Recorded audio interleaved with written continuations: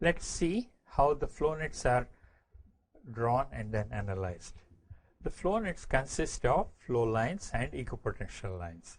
As you can see here, I have one flow line, another flow line.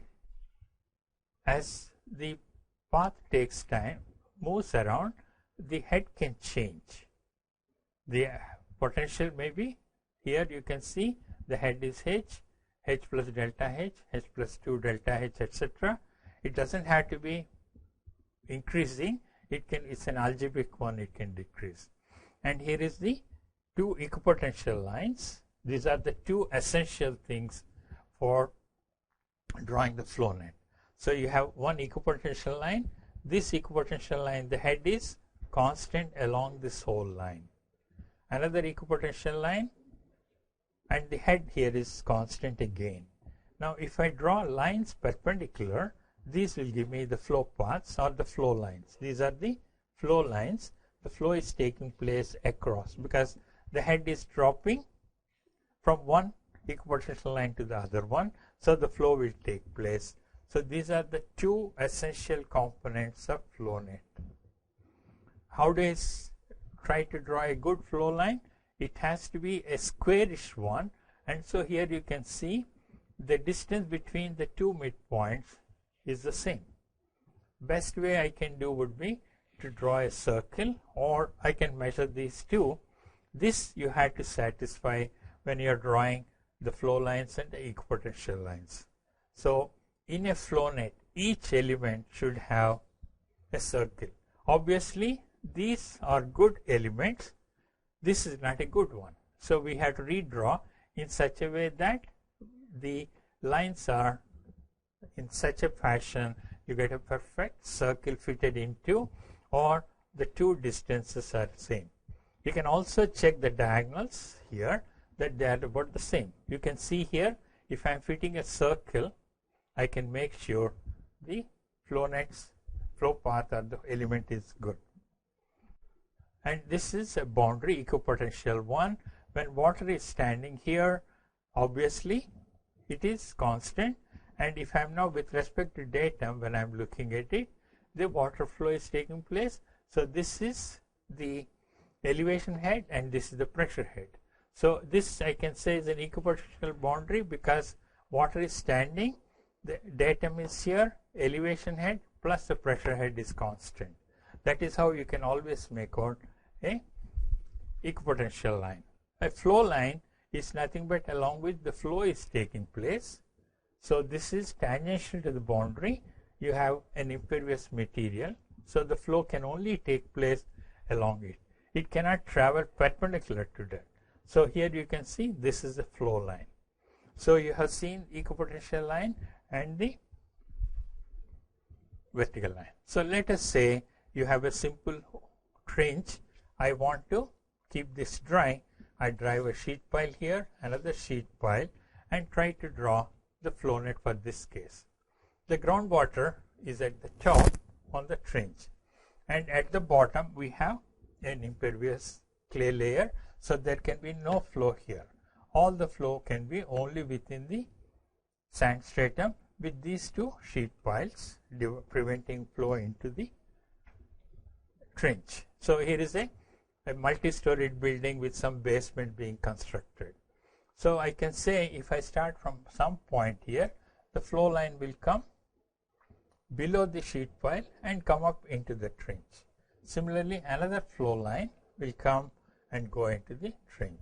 So this is how you start sketching the flow lines, and now you try to draw the equipotential lines. Now you can see that this is an equipotential line. This is another equipotential line because this is the downstream water level. The trench, whatever water is collected is being pumped out. So the water level here is at the ground level, and water level here is in the bottom of the trench.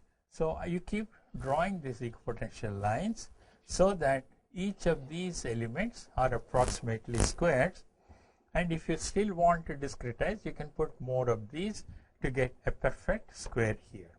So now you can see the flow net is being constructed. May not be a very good one, but this is a good trial one you can see, and it consists of flow lines, and it consists of equipotential lines, approximately square elements. If you want detail on one side, you can see here I have one side of it, sheet pile here, and this is a flow line, another flow line. So this is an enlarged view of exactly the same problem as what we looked at.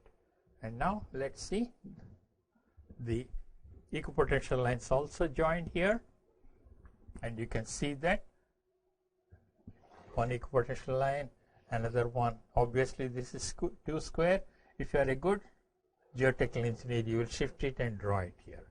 Please also note that these angles are all 90 degrees, and everywhere they intersect at an angle which is 90 degrees. Please maintain orthogonality, and each element should be approximately a good square. For a dam or a weir, again we start with this impervious one. Instead of a sheet pile, I have a large width here. So the flow line will start here, try to be parallel below. It can start from here and go along here, that's the shortest, and the longest will be at the bottom. And you can see these are the different flow lines from the upstream of the reservoir to the tailwater level. And this again a uniform stratum resting on an impervious base. And now you have seen the equipotential lines I can draw. Obviously somewhere here is a vertical one, and we draw in such a way that each element is a square. How many flow paths are here? 1, 2, 3, 4, 5. How many head drops? 1, 2, 3, 4, 5, 6, 7, 8, 9. So please remember, this is what we use to calculate the quantity of discharge through this foundation below the dam. So again, I want you to see the characteristics. They're all orthogonal lines, and some of them are very good squares, some are not. So you have to redraw them in a better way to get the picture. The same problem with a sheet pile. And once you do that, you lose symmetry because the flow here has to go below and then it tries to follow the trend. And as you can see here, this is the flow line, another flow line, and the third one, and the longest one will be at the bottom. So what does the sheet pile do? It depresses the flow line. Earlier it was going straight away here. This one was going very close to the surface. What we have done by putting sheet pile would be increase the length of the flow line, and if the length increases, obviously the discharge decreases, head loss will be more. And here are the equipotential lines. And again, if I look at it, flow paths are 1, 2, 3, 4. Head drops are 1, 2, 3, 4, 5, 6, 7, 8, 9. So you have drawn a fairly good one. You find that this is a good square, this is a good square, but somewhere this is a good square too. You may not be able to get a perfect one as you go far away. It does not matter because the flow here is not that significant. This is a very good flow net, as you can see. Fairly good squares everywhere. And how many? 1, 2, 3, 4 flow paths. 1, 2, 3, 4, 5, 6, 7, 8 head drops. So you can see this is a nice way of looking at a good flow net.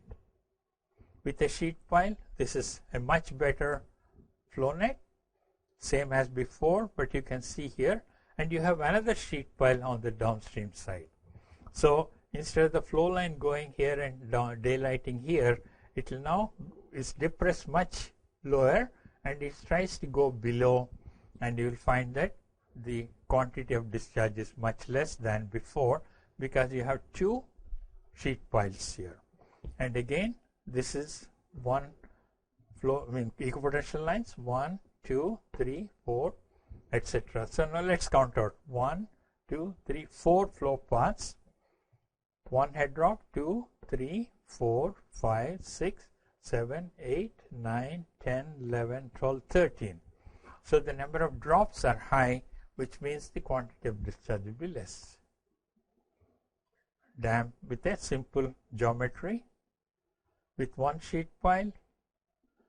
Sheet pile now is on the downstream side. Please remember the earlier one was sheet pile here, and now we have the one on the downstream side.